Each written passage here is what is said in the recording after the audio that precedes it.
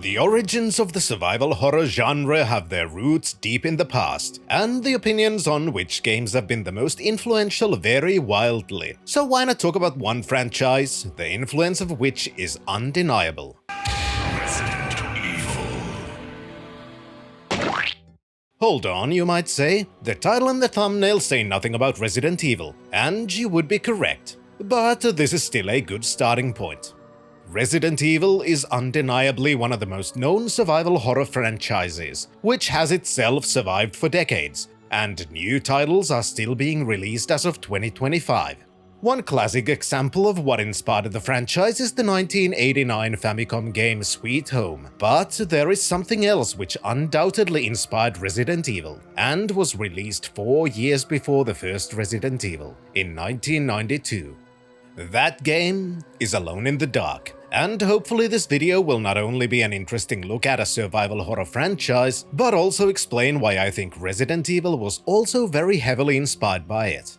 As you start the game, you're treated to the logo of Infogrames, which in a flash of lightning changes from a 2D image into a rotating 3D model. In the early 2000s, Infogrames rebranded itself as Atari, and unlike most companies I've mentioned on this channel, is still active in the business, which honestly surprised me. The rest of the starting screen acts as a credits screen, where pages of a book are turned, revealing the names of the people who worked on the game. Once the credits have finished, you find yourself in the main menu, which is stylized to look like the frame of a painting, with the title of the painting written on a small plaque at the bottom. This menu is very minimalistic, and the only options are to begin the game, continue a saved game, or quit. Choosing to start a new game takes you to a selection screen, where you can choose between two playable characters, the names of which can be found in the manual. The first character is called Emily Hartwood, and selecting her hides the other character while revealing another window. In this window appears text telling the story of the character, while a voice actor reads the lines. The attorney's letter came as a deep shock to me. My Uncle Jeremy had died by his own hand. You find out that the uncle of Emily, Jeremy Hartwood, hung himself in the attic of a manor he lived in, called Dussetto. The police concluded that no foul play had been found, and declared the deed had been done in a fit of insanity. Emily remembers that the house is full of hidden passages, and does have an ominous air to it, in part because of the occult books his uncle collected, but vehemently disagrees with the family lawyer's opinion that the house should be sold. Instead, she refuses to believe that her uncle had gone insane, and something else must be behind this event. She believes that her uncle must have left a note, or something at least, which would explain the situation, perhaps even the reason why the police report noted that he'd blocked the attic window with a cupboard, and presumes that the first place to look at would be the piano in the attic, since it has secret drawers she and her uncle were both aware of. And so, she decides to investigate the matter herself. If you choose the other character, who's called Edward Carnby, his story is then told. Edward is a down-on-his-luck detective whose account is empty and mailbox is full, mostly of bills and threats of repossession. Then, one day, an antique dealer contacts him, tasking him to go to the Dussetto Manor, whose owner has recently passed away, to look for an antique piano in the attic. The manor itself has a history of cultist activities and grisly murders, but this merely amuses our detective, who eagerly accepts the task for a hefty reward paid in advance. These stories give the potential main characters very different motivations for entering the manor. The more personal story of Emily not only gives the character more clear reason to delve into whatever adventure lies ahead, but also divulges more information not only about the house and its hidden passages, but also about Jeremy's activities, which included investigating the occult.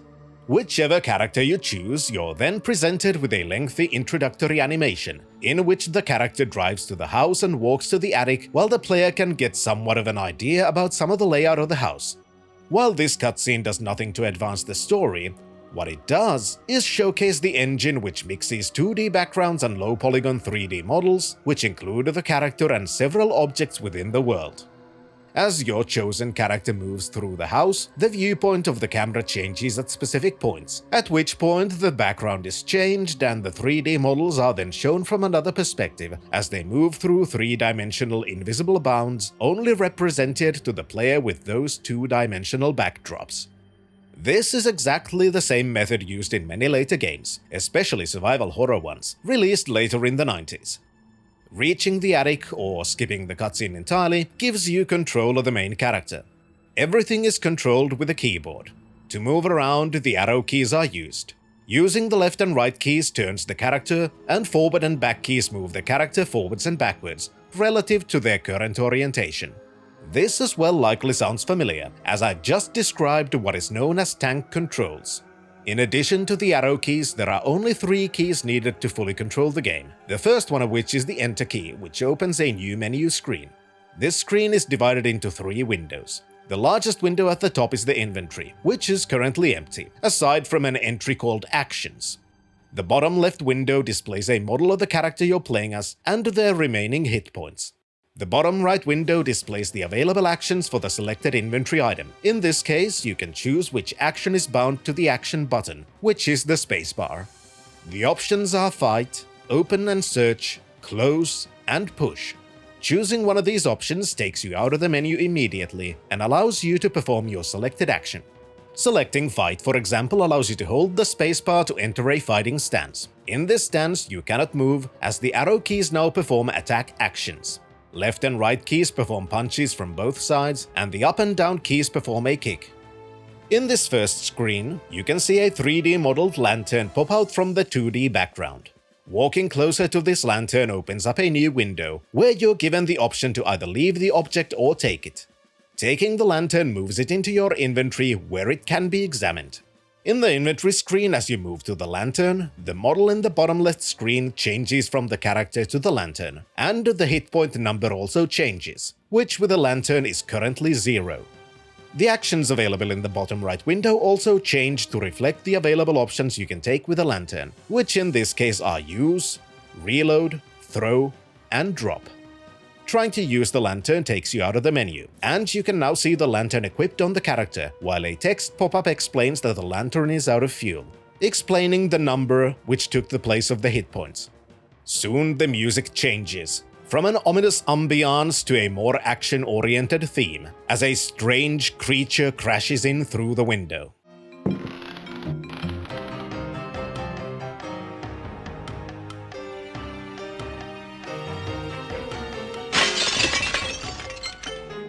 This bouncing creature with massive fangs is the first clear sign that something is truly wrong with this house, as you're suddenly thrust into mortal combat with this strange beast. Fighting with your fists alone, especially if playing for the first time, isn't necessarily that easy against this beast with a relatively short period between its attacks. As such, it's very much possible to die during this first encounter. If that does happen, you're shown a cutscene where a zombie-like humanoid creature drags your body through a mysterious cavern, eventually laying you down on something which looks like an altar, after which the game ends and you find yourself back in the main menu. This acts as a simple lesson for the importance of saving your game often, as there is no continue or checkpoint system. Instead, Alone in the Dark has a very robust saving system where you can choose to save at basically any point in time through the pause menu. As you do save, you can give the save your own description, which is a feature I absolutely love, and wish it wasn't so rare even in 2025. Not only that, the game takes a very low-resolution screenshot of the scene you're in, giving you another good way of discerning between save files. One limitation of the same system is the amount of slots, but overall they should be sufficient for storing a single playthrough with multiple continue points. If you were unfortunate enough to be stun-locked by the strange beast in the attic, it's not entirely unreasonable to feel like the encounter was completely unfair. After all, what are you supposed to do? You've just started the game, you have no weapons, and the creature seems to have a decent amount of health and a fast attack cycle. What this is intended to be is another lesson, this time about paying a lot of attention to all of the information you're given. In fact, even in this video, I've already given the clues the game itself does, which can be used to solve the problem. Knowing what is going to happen, restarting the game leads to the player knowing the window is a source of danger. Looking towards the window, it's possible to notice another very prominent feature, a cupboard that pops out of the background, as it's also a 3D model instead of a static 2D sprite. Combining this information with Emily's introductory test, where she mentions her uncle had blocked the attic window with said cupboard, you might then realize that you also have a push function in your actions list. One issue with this approach is that the clue to moving the cupboard is only found in the introduction of one of the characters, leading to a point where if you've only listened to one of those introductions thoroughly, having chosen the other character, you might be missing one vital clue, and as such, an important lesson. As you go towards the cupboard, the perspective of the room changes, demonstrating how the systems shown during the introductory cutscene work during gameplay. Pushing the cupboard to block the window indeed does block the beast from entering the attic, but this is not all the house has for you, and soon after this unsuccessful attack on you, a trapdoor visible from multiple angles of the room opens, and a zombie rises from the passage. This introduces yet another enemy type, which is much easier to defeat than the hairy beast from before. However, this is not all. Having now learned about the monsters and how to manipulate the environment, it's not a huge leap to notice the 3D modeled trapdoor and a 3D modeled chest next to it, and figure out that maybe it's best to push the chest on top of the trapdoor, which then would block the zombie from entering the attic. To me, this first room is absolutely brilliant. The very first screen has been put together masterfully. You see most of the room from the point where you begin, but not everything. If you experiment with the controls, it's likely you'll run out of time to block the window which is prominently presented in the top middle of the screen. The first fight is likely to end in a failure, demonstrating how death in the game works, while also forcing the player to consider other options on how to survive. Clues on how to do this are not only given in the introductory text, but in the environment as well, since if you move towards the piano you came here to examine, you might bump into the stool that's placed directly between you and the piano, which causes you to move it just by your walking alone. This demonstrates that some objects in the world can be moved, a lesson which can then be expanded to the push function in the action menu, and the cupboard which is clearly separate from the background. Once you do move towards the piano, the screen changes perspective, revealing different parts of the room, and showing objects you couldn't see from the initial screen, demonstrating that sometimes objects might be hidden by perspective alone, giving a reason to thoroughly examine every room you find yourself in. After moving the cupboard, it's still likely you will not block the zombie trapdoor, and will have to try fighting again. And notice that this time the battle is easier, giving a clear distinction between danger levels of different enemy types. While Alone in the Dark doesn't have a modern tutorial, this initial room in my opinion is a brilliant way to teach the player many of the important gameplay functions through not only trial and error, but by constructing the encounters in a way which are intended to lead the player's thought processes into a certain direction, making the learning feel more intuitive than just being told what to do. Having blocked off the enemies from reaching the attic, you finally have more time to properly explore the room. At the very beginning, you were taught about walking into objects to pick them up, but obviously that's not the only way to interact with objects. As mentioned before, in the Actions menu, there is an option to search objects. By choosing this option, it's possible to enter a search mode while holding the Action key. While in this mode, bumping into objects searches through them. For example, it's possible to use this function to search through the cupboard and the chest you may have moved, one of which contains your very first weapon, a rifle with a couple of bullets loaded into it. That is not your primary goal, however, and if after all of this commotion you still remember you came here to either examine an antique piano or to look for a note from your dead uncle, depending on which character you're playing as, examining the piano from a certain angle gives you a letter from the late owner of Dussetto Manor. In this note, it's made very clear that Jeremy Hartwood was very much aware of the creatures and the supernatural aspects of the house, and instead of succumbing to some external evil force, he decided to take his own life instead. Finding your way downstairs, you end up in a storage room of sorts, where examining the shelves gives you a canister full of oil. Remembering that your lantern was empty, it makes sense to try and use the oil to fill the lantern's reservoir, which can be done from the inventory screen, either by selecting the oil canister and using the use action from the action menu, or by selecting the lantern and choosing the reload action. Having done this, you now have a usable lantern, and in your inventory a new object, an empty oil canister. Considering whether you want to lug around this empty canister, it's possible to leave it behind, either by dropping it or throwing it from the action menu in the inventory screen. If you do this with any object, that object is then left permanently in the game world as a 3D object which can be walked on, where it can then be picked up again, meaning it's very difficult to permanently lose items, although not impossible. Since you now know that the piano is in the attic and the late owner did indeed take his own life, your task is complete, and all that needs to be done is leave the house. Since the path outside was shown to you during the introductory cutscene, it makes sense to use that path to leave. If you try to do that, however, you're introduced to something which is not as good as the first room was, as the floor beneath you collapses and you fall to your death, which immediately boots you back into the main menu. While I very much appreciate the kind of learning experience the attic sequence is, I'm not the biggest fan of these kinds of Sierra-style insta-kill segments. Still, even this can be taken as a learning experience, as the breakable segment of the floor does differ from the visual style of the background, and knowing that these kinds of hazards can exist does serve a purpose, even if initially experiencing it can feel cheap and annoying. Exploring the rooms for another way out, you can find a room with a locked chest and a key stashed in a desk nearby. Using the key works in a similar fashion as taking any other action, and while modern design conventions dictate all you need to do is get close to the object you're trying to unlock and then just select use on the key, and that is all. Instead, in Alone in the Dark, even the key merely enters use mode, and it's necessary to use the action button to enter use mode while the key is equipped, after which the chest finally unlocks, giving you your first melee weapon, a cavalry saber.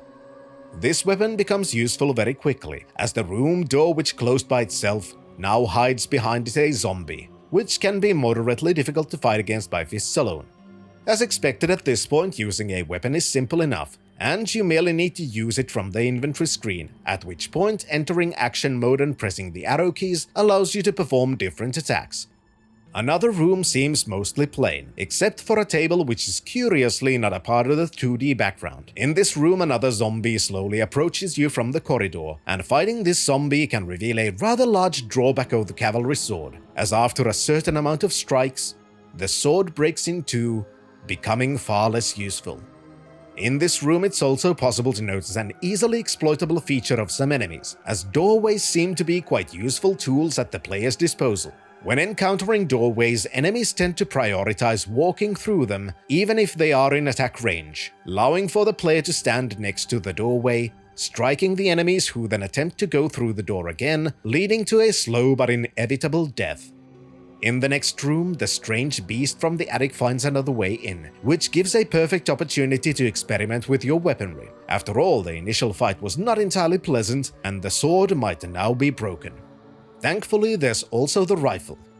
Equipping the rifle and entering the action mode once more roots you in place, as your character raises their weapon. With a ranged weapon, the left and right arrow keys turn you around, and the forward and back keys shoot the weapon. As can be expected, with the varying camera angles and low polygon models, it's not necessarily that easy to aim the weapon. As the rifle makes easy work of the beast, you're once more free to explore more of your surroundings. In this bedroom is a locked chest of drawers, and unlike in the previous room, with a very similar situation, no key is found nearby. Instead, only a vase can be taken into your inventory. Leaving the room, you can now see that you've passed the dangerous floor and can explore the final room of this corridor, which is a rather large bathroom, where you find another very useful item, a first aid kit. Since you still have no good reason to stay in the manor, in fact, all of the monsters have made it a very good idea to leave as soon as possible, moving towards the exit becomes the most sensible plan for now. Unfortunately, reaching the staircase presents yet another problem, as blocking the way down are two bug-like monsters that stand in place and attack you if you get too close. To make things worse, your weapons seem to have no effect on these beasts. Here we get to one of the first puzzles of Alone in the Dark, and the first proper instance where people might resort to a walkthrough. This is because you do need to find a key to the locked chest of drawers. However, you're likely to be unaware that it's probably already in your inventory, and there's little guidance to lead the player to this conclusion. In fact, the key's hidden in the vase, but you can't just examine the vase to get the key. Instead, you need to throw the vase, which then breaks it, revealing the key within. Reading this solution from a walkthrough can easily lead to a seriously reaction, and this revelation should hopefully act as a lesson that this game requires the player to think outside the box, or perhaps even inside the vase. The second part of this puzzle is relatively easy to solve with or without the intended clues the game gives you. From the locked chest of drawers, two mirrors can be taken. In the room with the stairs, there are 2 statuettes with arms in positions where they can hold something. Placing the mirrors on these statuettes using the put function from the action menu in the inventory causes the bug monsters to scream in pain and disappear in a puff of smoke. This might seem completely arbitrary, but in fact it's not entirely that, and is intended to act as a lesson about what kinds of exploration and logic the game expects from the player, as exploring the attic thoroughly also gives them a book called Fragment of the Myth of the Golden Fleece, where Perseus and his companions are preparing to face the Medusa, using shields polished to mirrors as their weapons. This excerpt is intended to act as a clue on what you're intended to do with the monsters blocking the stairs. Sure, it's not the most direct clue, and the bugs have very little resemblance to Medusa, but it does set the stage well for the kind of logic that is needed to solve some of the puzzles within Derceto. Obviously, this is merely one way one might experience the beginning of the game, but based on my highly scientific method of forcing my kids to play it, I believe it's at least somewhat reflective of how players were intended to be familiarized to the quirks and features of the gameplay. Overall, I think that the beginning is quite brilliant. The very first room acts as an introduction to multiple features, while using the static camera angles to direct the player's attention to important parts of the scene, which hopefully cause the player to intuitively understand what they're meant to do by using the clues given by the game. This is not perfect, but in my opinion still fantastic. Moving away from the attic then gives the player a little bit more freedom, while also introducing an instant death mechanic, highlighting the importance of saving often, and finishing off the sequence with a somewhat simple puzzle where you can find a solution through deduction, but can also brute force it if necessary. Which is the weakest part of the introductory segment, since I believe that when a player is forced to, in essence, try everything on everything, it is a failure of the game to properly message with the player. Having dispatched the stairway guardians, you're now free to enter the rest of the manor. Since you still don't have a good reason to remain inside, it's possible to follow the route seen at the introductory cutscene and reach the main entrance of the manor. However, once you open the door, a terrible sight awaits you. Some giant being has completely covered the doorway. This giant being immediately strikes and kills you. This is the second Sierra-style insta-kill scenario the player is likely to encounter, and while it creates a clear motivation for the player to stay inside, albeit in a cheap way, there is another criticism I have about this situation. Sure, once the player knows that the exit has been blocked by some monster, it makes sense that they would not want to open the door and die. But this is where a small amount of narrative dissonance is created. At the attic, it makes some sense that Emily especially might choose to block the window with a cupboard. After all, strange monstrous sounds can be heard and she might trust in the judgment of her uncle who had done the same. But here, what would be her motivation to stay behind?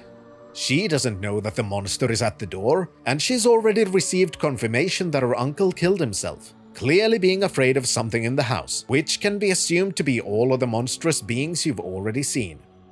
In the end, it's a relatively minor complaint, however, but it's something that bothers me enough to warrant a mention. At this point, the main portion of the game has begun, as you're no longer stuck in a rather linear corridor with only one way out, but can instead explore most of the house at your leisure. In many ways, this part of the game heavily resembles a point-and-click adventure game, as you're intended to explore the house looking for clues and items, and then figure out where and how those items can be used to progress further. But because Alone in the Dark is also a very early survival horror game, many of the rooms also have enemies. Unlike many later games in the genre though, many of the enemies within Derceto aren't there just to be an obstacle you use your limited ammunition on. But some are completely unkillable, while others act as dangerous puzzles themselves, where you're meant to read books and find specific items that can be used to actually damage them. I actually find this to be a good thing, even if it will inevitably lead to some players being extremely frustrated, since it can be difficult to know which enemies can be harmed by standard means during your first playthrough, leading to numerous deaths which can feel unnecessary. But I still like the idea of having enemies as puzzles, where they do not hunt you around the entire house relentlessly and only attack you once you've specifically entered their lair. This obviously also means that much of the gameplay in Alone in the Dark isn't action-oriented, which, considering the combat controls, is also a very good thing. The one aspect I find to be somewhat of a negative is that there are still some more insta-kill scenarios, some of which have no warning, and some which are at the very least hinted at within the books scattered around the manor. Eventually though, combat is likely to lead to being damaged, at which point it makes sense to use your limited amount of healing items. This can also lead to a little bit of a surprise, as the first aid kits the player is likely to have found don't actually act as healing items. Instead, they are containers which need to be opened, and within them can be found flasks which are the true healing item. Unlike many later survival horror games, using the flasks from your inventory is not instant, but instead it plays a rather slow animation of the chosen character drinking from said flask, leading to a revelation that healing during combat is not necessarily a possible option. In reality though, it's not at all a problem, because of another quirk of the health system, which isn't particularly well explained. As your initial hit points are not your maximum hit points, and you can just consume healing items to add to your health pool even if you've not sustained any damage. This is something that's not that intuitive, especially for someone who's gotten used to more modern gameplay conventions. One problem that should also make itself clear after consuming healing items from the first aid kits is similar to the oil canisters mentioned earlier. You do not just discard empty items, and the empty first aid kits and all the empty flasks remain in your inventory unless manually discarded. This is very much on purpose, since while exploring the manor you'll inevitably encounter one rather major gameplay feature: limited inventory space.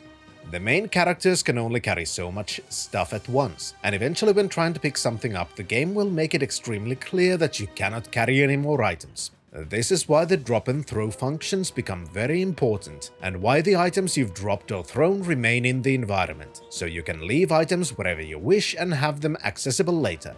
During these exploration segments, you also learn more about Dussetto and its history.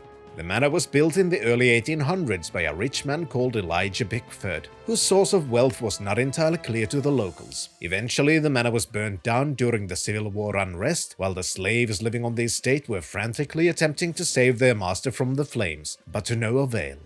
In the late 1800s, the estate was bought by a Howard Hartwood, the father of Jeremiah, who had learned that Elijah Pickford had in fact been a pirate called Ezekiel Prext, whose immense wealth is still rumored to be hidden somewhere within the estate. To find this treasure, Howard decided to restore Dussetto to its former glory, following the original floor plans exactly, and dedicated much of his life to finding the treasure, which he never found. There were also rumors that the pirate was adept in the mystic arts, and the estate was rumored to be haunted, an aspect which your explorations have pretty much confirmed to be true. Eventually, the mysteries of the manor are solved, and you'll find a secret passage leading into the hidden caverns beneath the estate. Here begins the final stage of Alone in the Dark, which heavily differs from the manor exploration segment. As you enter the caverns, the first thing you encounter is another potential seer death sequence, as a bridge begins to collapse under you. In the caves themselves, it immediately becomes clear that you've now entered the domain of evil, as the corridors house numerous monstrous creatures, some of which you've seen and some of which you haven't. Going deeper, you'll find a room full of water and a walkway built into the wall, leading towards an entrance to another area. While following this walkway is not only a good idea, but your only way forwards, it does also introduce a new feature, as one part of the walkway collapses as you walk over it. Falling into the water is not particularly nice, as while it is shallow enough to walk in, and the constantly respawning enemy living in the water is slow enough to easily avoid, the water itself renders some of your items unusable, such as your shotgun shells and matches. With the way forwards now cut, as the walkway has been partially destroyed, it might seem impossible to proceed. However, this is where a new feature is intended to be introduced, and the game relies on the players to notice that something new has appeared into the actions menu, specifically the jump action.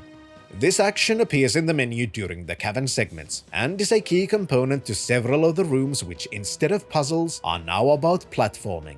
To me, this is an interesting change in focus from the exploration and puzzle-oriented gameplay of the manor areas to a more combat-oriented and platforming-heavy gameplay of the cavern segment. Unfortunately, the jumping mechanic suffers from a similar issue as the shooting does. As with the Dutch angles and low-polygon 3D models, it can be difficult to gauge exactly how far you are from wherever you wish to jump to, and also the angle you're facing, which can lead to jumping off target, which in some rooms means that you need to walk back to the beginning of the caverns to retry unless you've been saving between jumps. Reaching the end of another room with perilous walkways, you find a treasure chest containing a magical jewel and a book within the pages of which you'll learn more about the pirate Ezekiel and the reason for all of these monstrosities. After his demise during the American Civil War, he didn't exactly die, but was bound within these caverns, rooted in place, unable to move. From here, he's been exerting his powers to capture someone who would be used to give his soul a new place to reside in, freeing him from his captivity.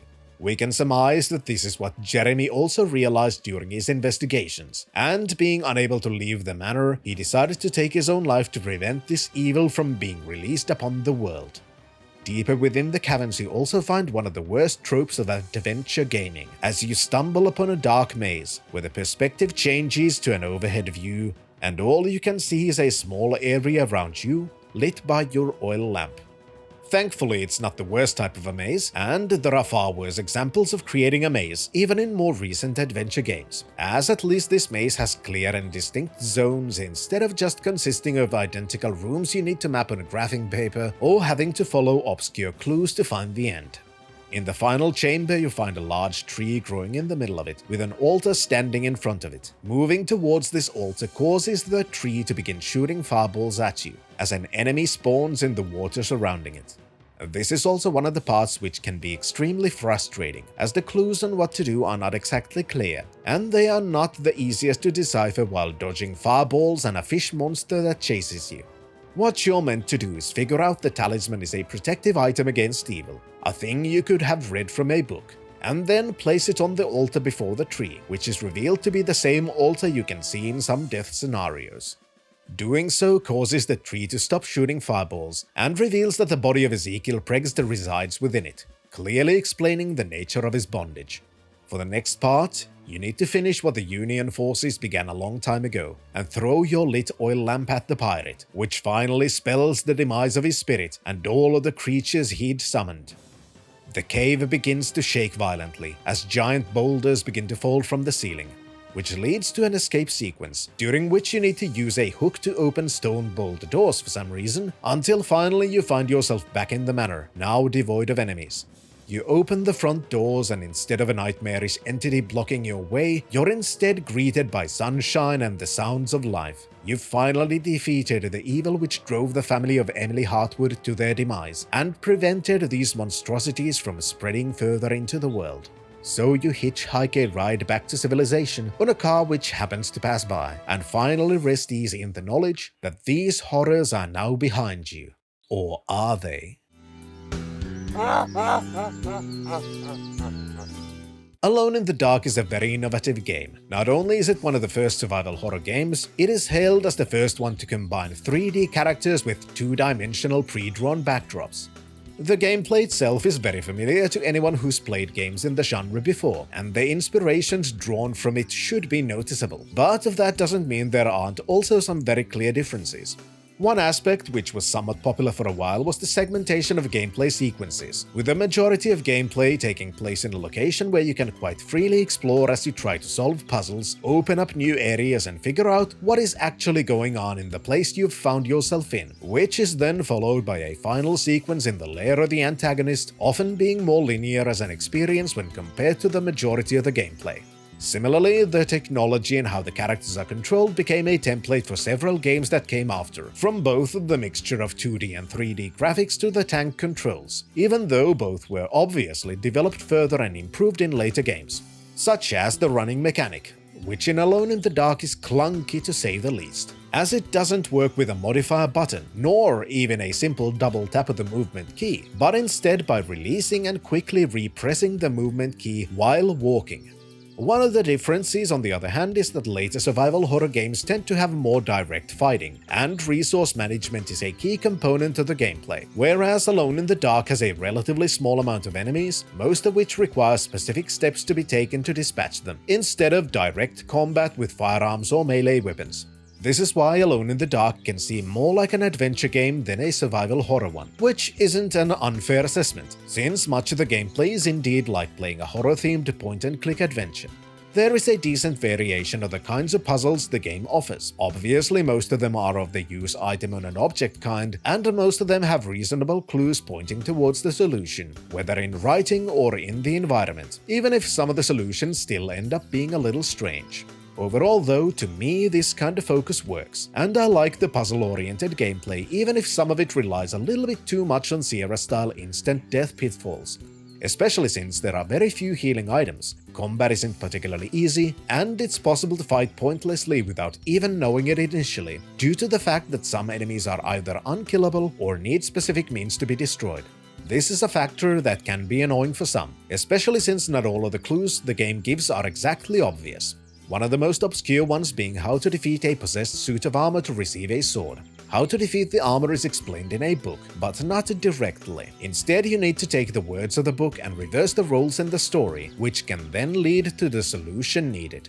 The story itself is pretty good, especially from the perspective of Emily. While I appreciate the option of choosing from two characters, it is slightly undermined by how there are very few differences between the characters, as neither of them begin with any inventory items, and the differences seem to be mostly with some animations that make Edward a better kicker and Emily a faster runner. In a similar vein, the setup of the story is far better with Emily, who gives the player more pertinent information about the house and its previous residents, including explaining that there is a hidden room somewhere in the library, a fact which is not revealed through Edward's introduction. This makes Emily the clear main character, who has an actual purpose to fill as she's investigating what befell her uncle, whereas Edward is in the house merely to find a piano and leave. There is quite a lot of history revealed about the house and the Heartwoods, and also the pirate Ezekiel Prext, much of which is inspired by Lovecraft's mythology, with some of these creations being directly referenced.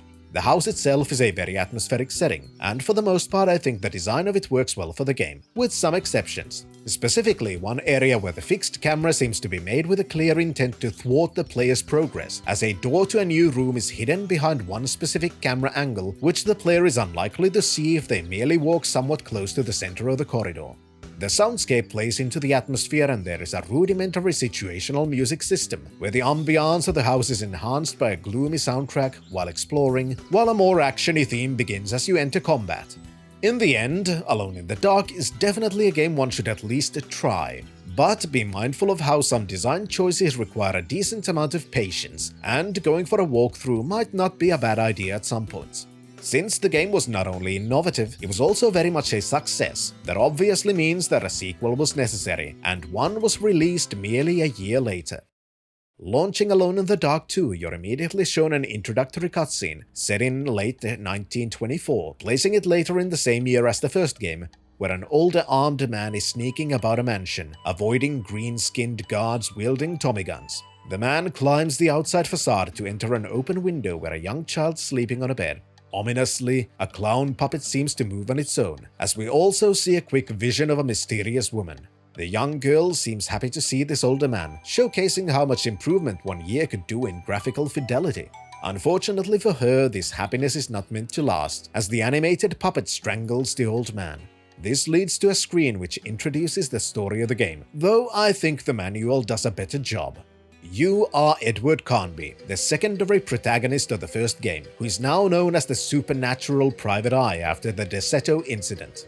Considering the change in tone, describing how he could go on taking life easy in your comfortable office, it seems that since Desetto, Carnby has made himself a career investigating the supernatural, which also seems to be lucrative.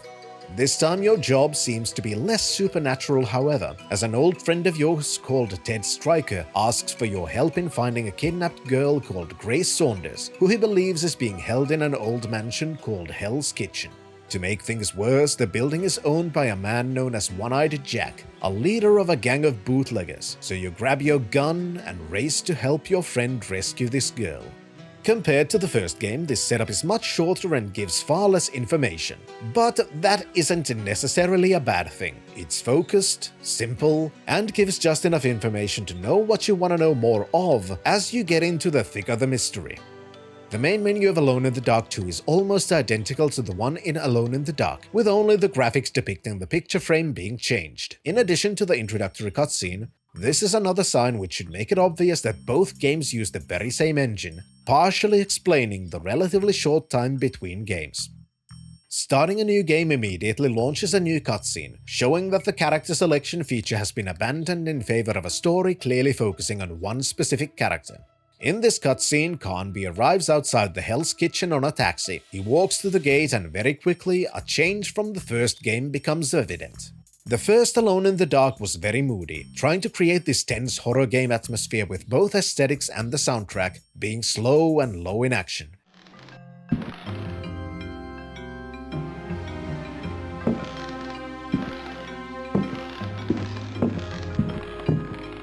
This was a great way to create an atmosphere fitting for a survival horror game. Alone in the Dark 2, on the other hand,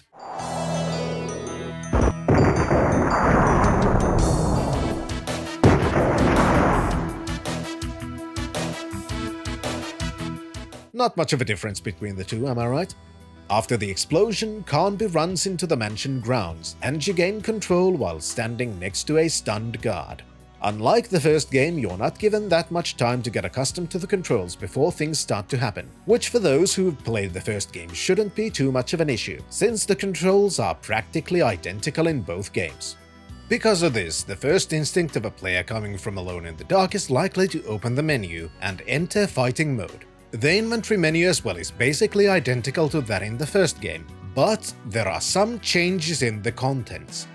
You now start with a weapon, a simple revolver that can be equipped from the menu.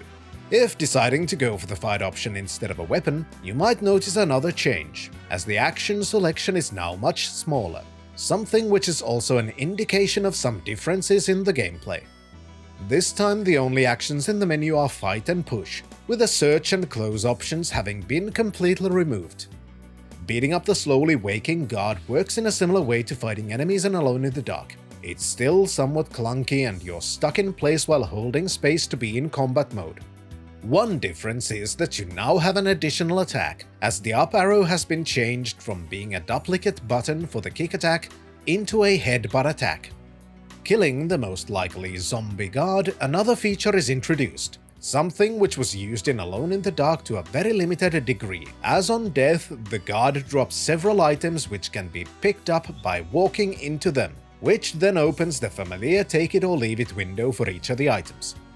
In this case, the items dropped include the Tommy gun, immediately giving you another weapon, an extra magazine for the weapon, and a flask, which just like in the first game acts as a healing item. While the flasks work mostly identically to the first game, including how your initial hit points are not the maximum amount you can have, one change lies in what happens after you've drunk one, as they no longer stay in your inventory as empty flasks that need to be discarded, but instead on use the object is removed from existence. Getting closer to the mansion, you see multiple enemies, some of which begin to approach you. This is a possible moment to notice another returning feature from Alone in the Dark, as the attack rate of enemies is relatively rapid, often leading to a situation where you can't properly retaliate as your readying the weapon animation combined with the attack animation tend to be slower than the enemy's attack rate. Obviously, this can lead to being stun-locked, unless you manage to back out from the enemy's attacks. If you don't, you'll likely die, and are treated to a short ending cutscene, where a zombie mafioso dumps your body into the sea.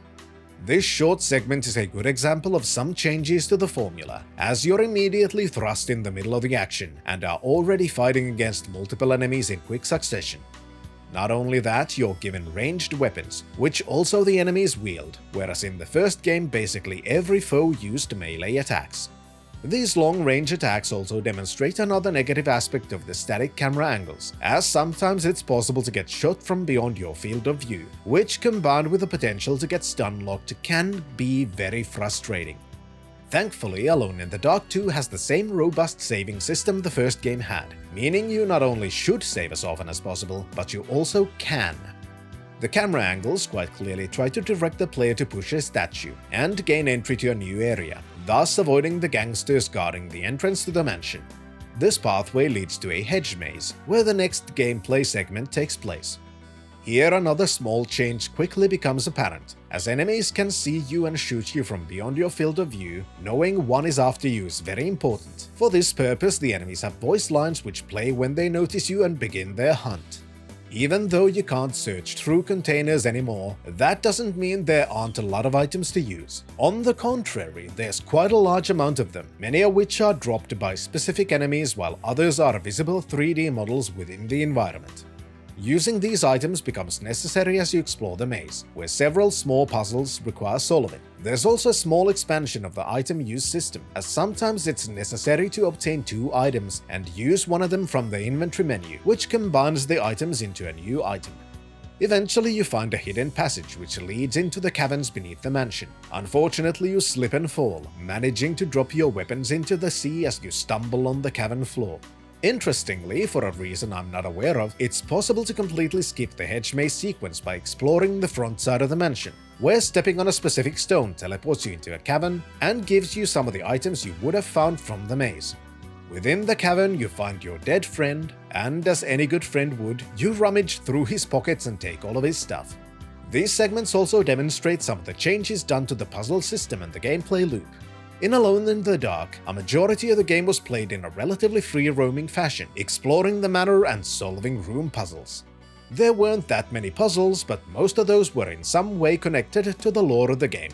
In Alone in the Dark 2, there are more small puzzles, but sometimes they're just puzzles for the sake of being puzzles, and the clues on how to solve them aren't necessarily the most obvious. For example, moving further into the caverns requires the unlocking of a door, and the only real clues on how to do this is given in the form of the items you can gather, and then having to use those items and knowledge of detective tropes to figure out you need to slide a newspaper under the door, and then use the only metallic object you have to push the key onto the paper. In addition to the changes in how puzzles have been integrated into the gameplay loop, the other aspect very clear at this point is that Alone in the Dark 2 is going to be much more linear than the first game. You don't get to roam freely, but instead move from one set piece to another, each of which has its own set of puzzles you need to solve and enemies to defeat to get to the next set piece. Sometimes the puzzle is about getting rid of enemies, and you're given an option to deal with them through an item mechanic or direct combat. This is demonstrated well by the next room, which looks very familiar if you've died before this point. Here an enemy sitting unaware of your presence. Even though you're unarmed, it's possible to directly attack them, or you can use your items and a very prominent lever to engage in a small timing puzzle where you need to startle the enemy using a paper bag and then use the lever to release a barrel, which if done correctly will throw the enemy through the same hole which you get thrown out of in the death cutscene.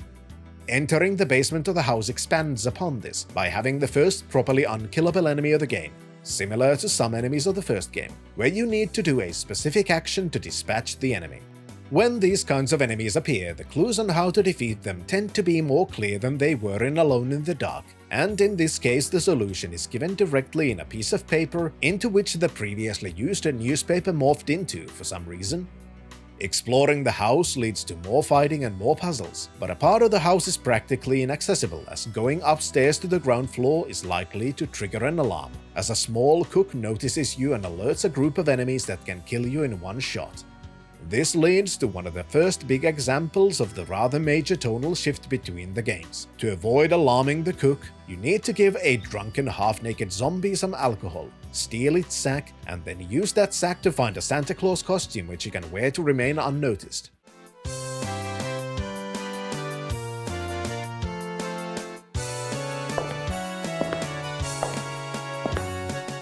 If it hasn't been abundantly clear before, this at the latest should clue the player into how Alone in the Dark 2 isn't as much a survival horror game as it's now a slightly humorous action-adventure game. That doesn't mean many of the tropes used in the first one aren't present, as Sierra-style instant death scenarios are still prevalent. While exploring the house, you find out more about what's going on. Many of the zombies you face are pirates who made a magical pact 200 years earlier, with the help of a voodoo priestess. This pact is to be renewed every 100 years, and today is the anniversary of that pact. You find books describing each of the original crew and how they ended up serving One-Eyed Jack aboard the Flying Dutchman. Even if the horror elements are severely diminished, I still like the amount of lore and how there's still a kind of mystery surrounding the events. Eventually though, you end up being captured, and One-Eyed Jack himself serves as a source of more exposition revealing details of their history while the crew were still mortal. This then leads to a secondary gameplay segment, during which you play as the child you've come here to rescue, Grace Saunders, no relation to Josh. That's the problem with our society, YouTube.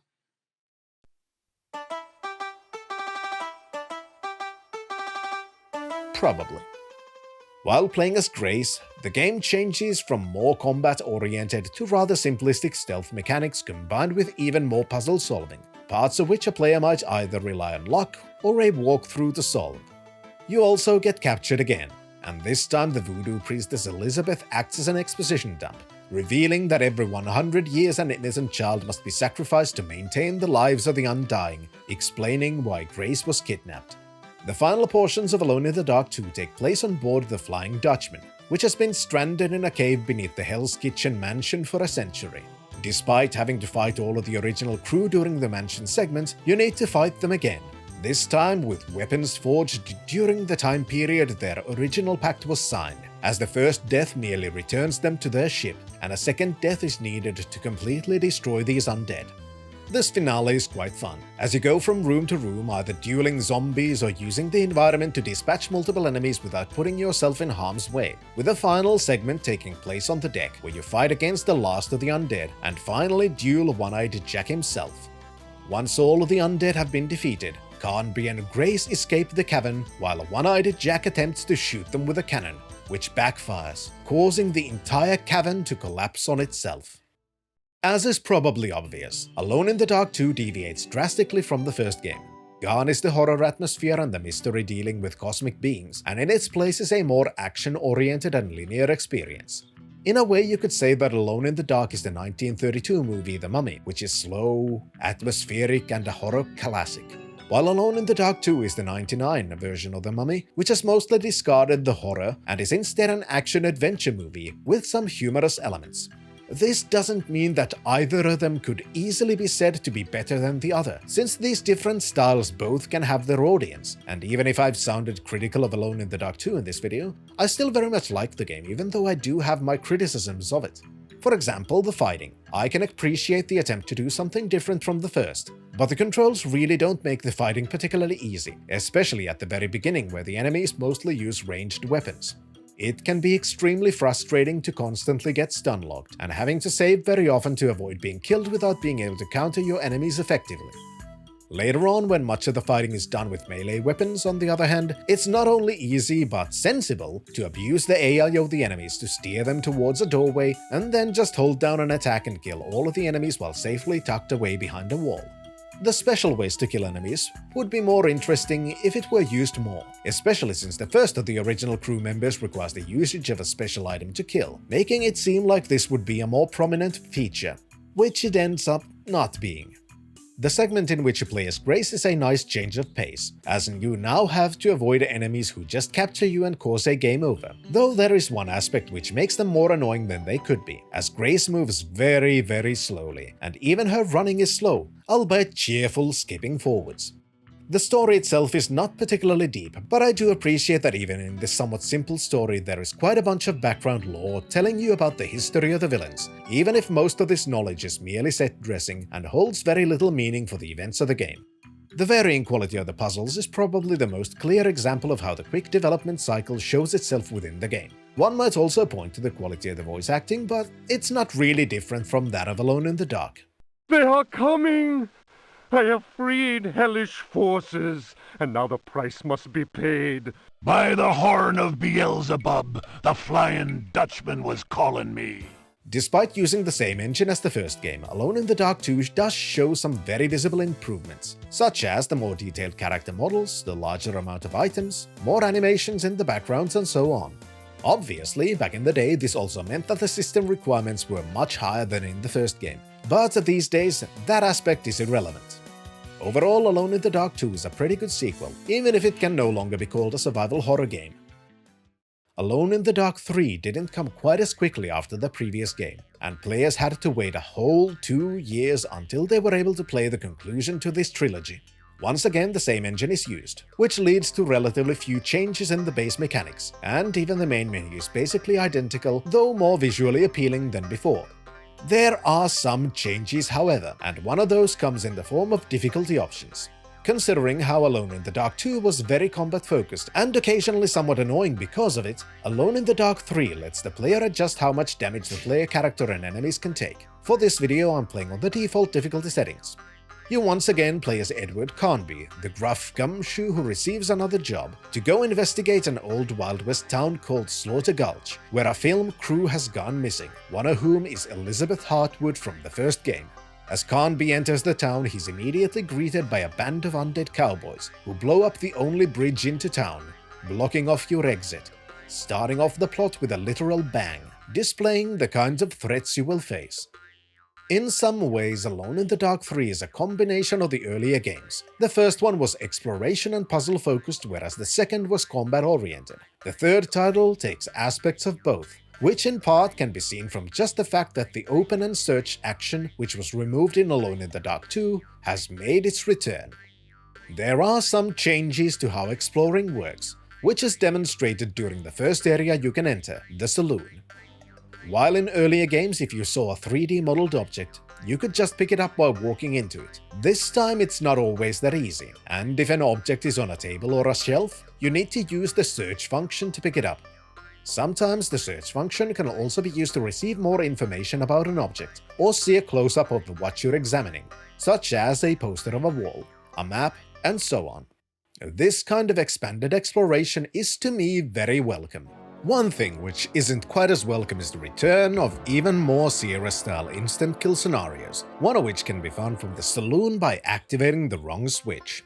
As usual, saving often is a key to surviving an Alone in the Dark game, which is another aspect that has received a rather massive update. Previous games had 6 save slots which could be used. Alone in the Dark 3 has expanded this significantly by having a save system that is split into 3 windows. The first window selects the drive on which you're saving, the first 2 of which are general floppy disk drive designations. Once you have selected a drive, you have 4 slots named after US states. Each of these slots has 6 save slots in the final window, and saving into them works identically to the previous games. Select a slot, give it a name, and that's it. You can save whenever and wherever you want. There is another addition to the gameplay loop that can be found in the saloon as well, since now there are more actions that can be taken which are completely optional. These optional actions tend to serve one of 2 purposes, either to give you more ammunition or healing items, or to give you more background information about the town and the enemies you're facing. One of these optional actions is refueling and using the projector set up in the saloon. If you do so, you gain nothing special, but can see a snippet of what the film crew had recorded. In this film, you see a man in a cowboy outfit riding a horse through the main street of the town until a ghostly figure flies from the saloon balcony attacking the man. If the green-skinned cowboys, some of whom block the streets outside and seem unkillable, weren't enough of a clue that something supernatural is afoot, this would definitely count as evidence of that being the case. Much of the game is structured similarly to Alone in the Dark 2, where you go through small set pieces, each of which requires a specific solution to move forwards, as you explore the areas to find out more about your predicament and how to rescue the film crew, if any of them are still alive. A thing that becomes very clear early on is that the frequency of puzzles has been significantly increased, and how some of them do have very limited clues, and sometimes merely rely on having to try all of the different things you've found. On one hand, it makes complete sense that to reach a key on the other side of a jail door, you can use a cane. But there's very little to hint that you need to break a rock to find a talisman which will allow you to pass through another insta-kill sequence.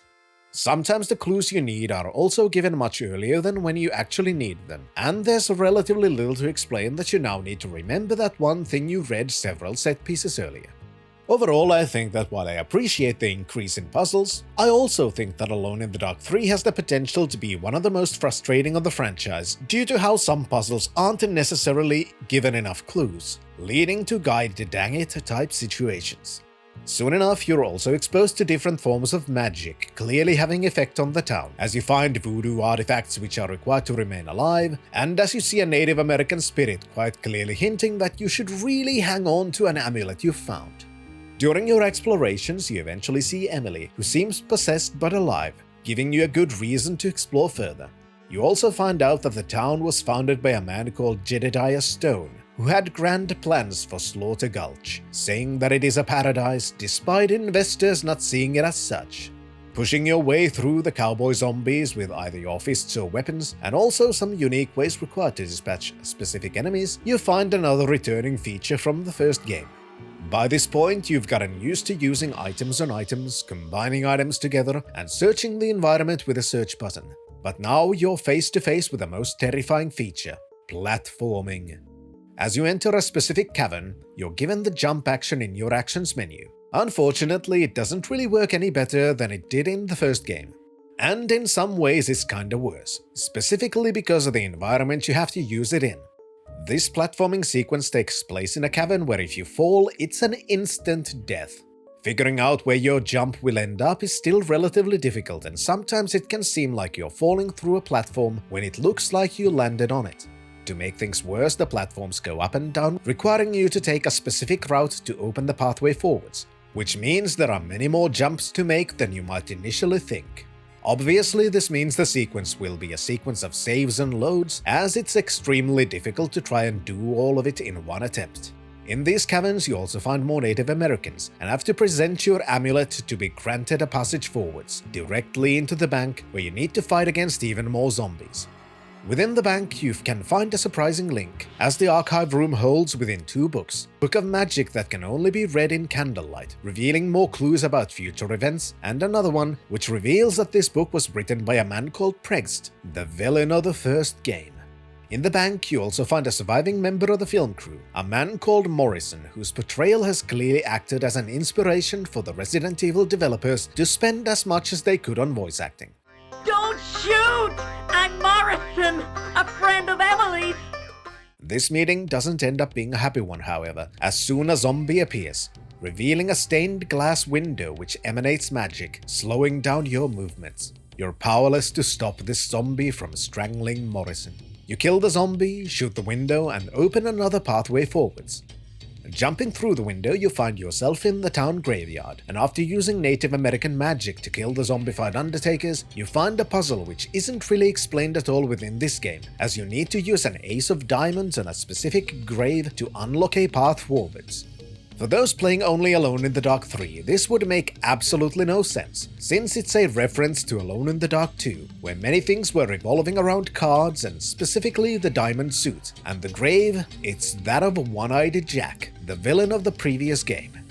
This is in some ways a perfect example of how some of the puzzles are formed. You might not have any real clues within the game itself, but might have to think inside of the vase in terms of movie tropes and previous things that have happened in the franchise. Solving more puzzles and fighting even more enemies, you raid the town bank and find out that Jed Stone has captured Emily and is holding her under some kind of a spell in an unknown location. With the film company's money in hand, you escape the bank and find another friendly character, this time an undead called Tobias McCarthy, a general store owner who offers you his help after handing you a ransom letter. In this letter, Jed Stone demands you to come to the town water tank and hand him the film company's money in exchange for Emily. Doing so isn't going to be easy, and you ride a minecart past Jed Stone's men. Unfortunately, this leads to the general store door being opened, and these men enter and kill the friendly shopkeeper, after which the same men begin to come after you. You escape into the station and use previously seen clues to find a way out. After this, it's possible to use the film crew's equipment to blow up the entire station and all of the undead within, as the explosion of the station was meant to be a climax to the film. Once more, practical effects prove why they are better than CGI. Once you reach the water tower, Jed Stone's already there, demanding you hand over the money, which you do. But as can be expected, an undead cowboy isn't trustworthy, and he summons 2 of his henchmen to kill you. This isn't the end, however, as you were warned by the spirit of a shaman, who uses your amulet to draw in your spirit, binding it into a mountain lion. He explains you need to find an artifact stolen from his tribe and return it back to the earth, and also warns that if you do not succeed, the undead would win and the entire world would suffer for this.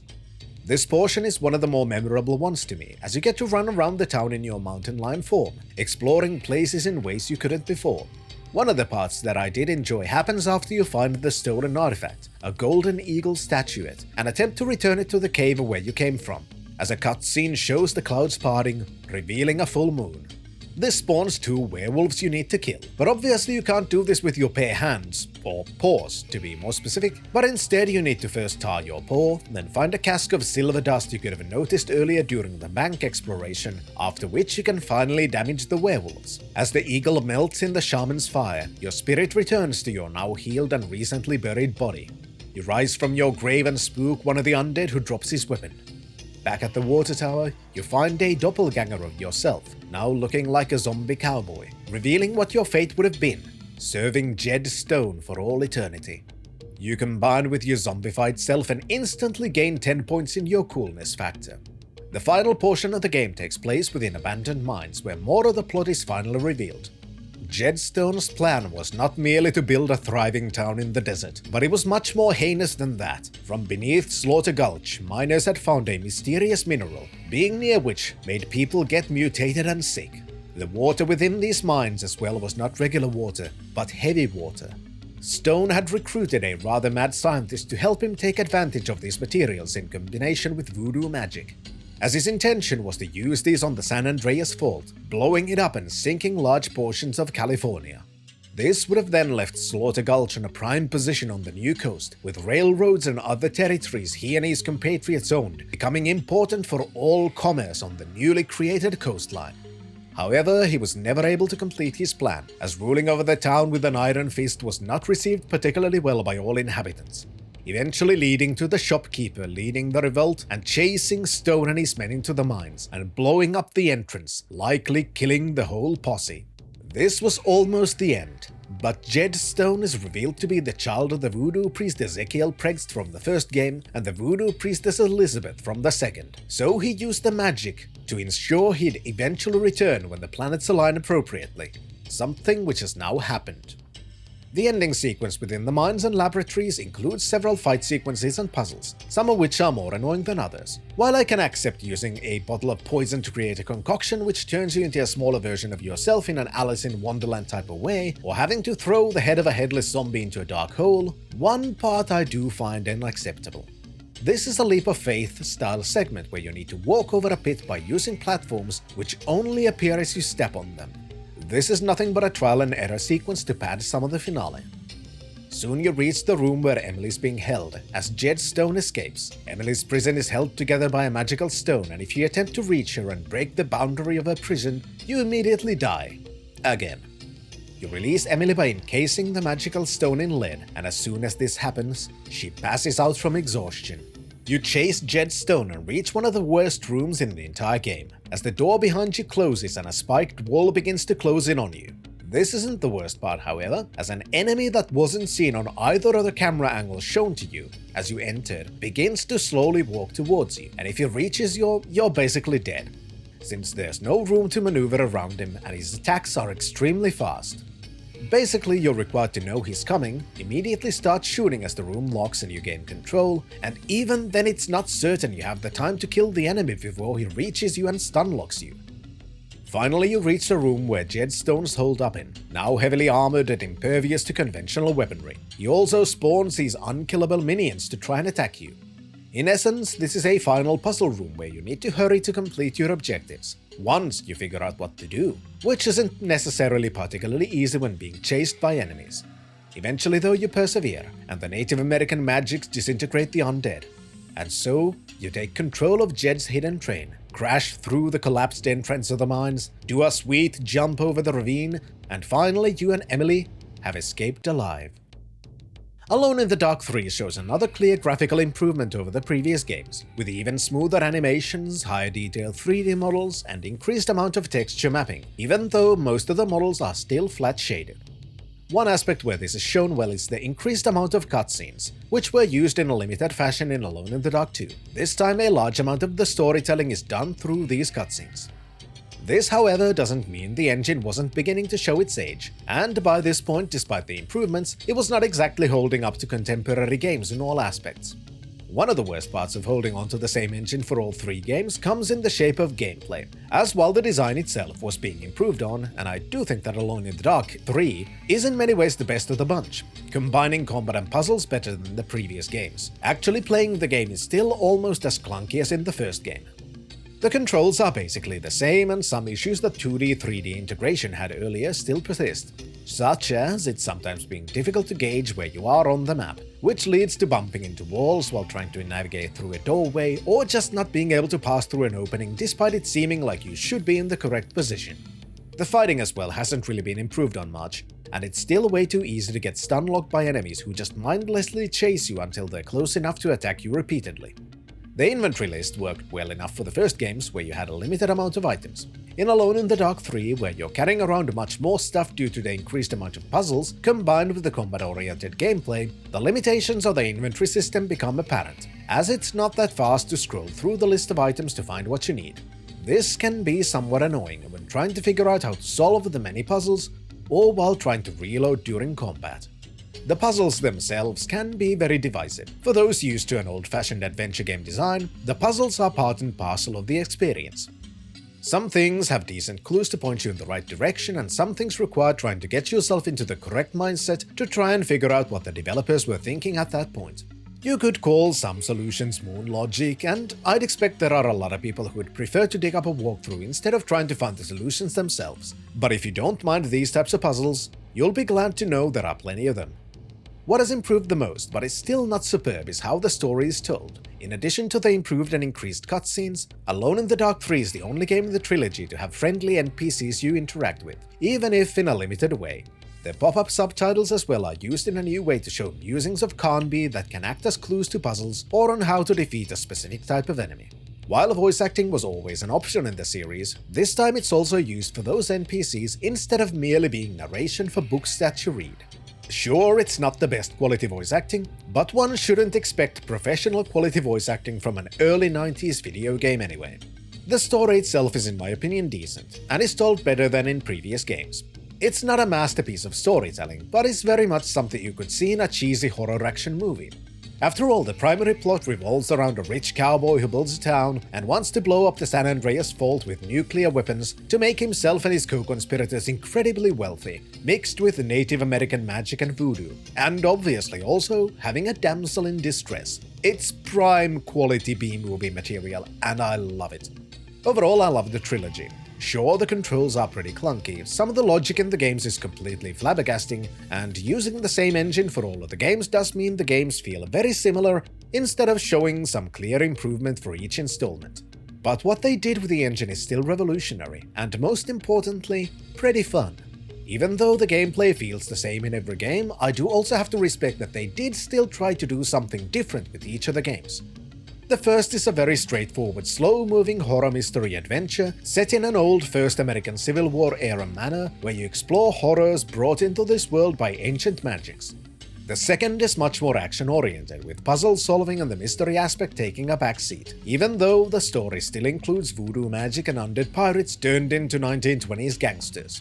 Then we get to the third and final chapter of the original Alone in the Dark saga, which not only takes place in yet another setting, changing cosmic horrors and zombie pirates into cowboys and Native Americans. Not only that, the gameplay combines some of the best parts of both earlier games, ties in all of the games together by bridging the antagonists of the earlier games together and making the villain of this one their progeny.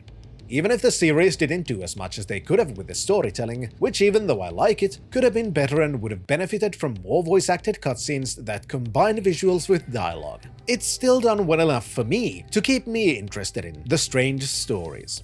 Due to the storytelling limitations, the largest negative part is that it's possible to miss most of the substance in the stories, as much of the lore is found in books and other things you aren't required to read or watch to complete the games. That's how basically everything about the plot of the villain in Alone in the Dark 3 is told, for example. It wasn't that big of a deal in the two earlier games, since they pretty much required the player to read absolutely everything to know what's even going on, but in the third, due to the increased amount of cutscenes with nice visual storytelling, this isn't as much of a necessity. Still, despite any flaws, the Alone in the Dark trilogy is a pretty nice experience if you can get over the jank factor of the controls, and don't mind Sierra-style instant death scenarios.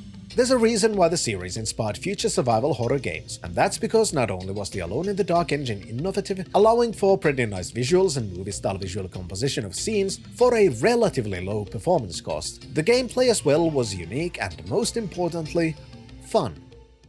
Anyway, I would like to thank my Patreon and Ko-fi supporters, Daniel Heinevetter, High Food Court, Iliad Drone, Paul Leone, Daniel Zupke, Kyriakos, Arthuran, Zai, Andrew Janke, Isaac Gross, Massaz, and Professor Fessa. Thank you so much for your continued support. I'm so glad to have such amazing people who wish to support this project, which allows me to have a good excuse to play a lot of games I either have played before and want to showcase, or games I've wanted to play but never got the opportunity to before. Since it's been asked enough, I'm also looking into the Steady platform for creator support. I'm not terribly knowledgeable about these things, but having multiple options for support avenues could be a good idea. Especially during these contentious times with global politics being what they are, into which I'd rather not go into too much detail here. That's what the livestream rants are for. But to those to whom it may concern, Steady is based in Germany, while Ko-fi is based in the UK, while Patreon is a US company. So make of that information what you will. Speaking of multiple avenues, as many have already noticed, I've removed the livestream recordings from this channel, and I'm doing daily releases of them on the secondary channel, where I also dual stream to whenever I do a Twitch stream. I think in the long run this is going to be a good idea, even if it does cause some annoyance during the transition process, as both channels will end up being cleaner, in the sense that here you'll have the video essay style content, whereas in the other you'll have the live streams and their recordings. But that is it for this time, and next time we'll be looking at where Alone in the Dark took it after this initial trilogy. Thank you all for watching, and until next time, Fintrovert, signing out.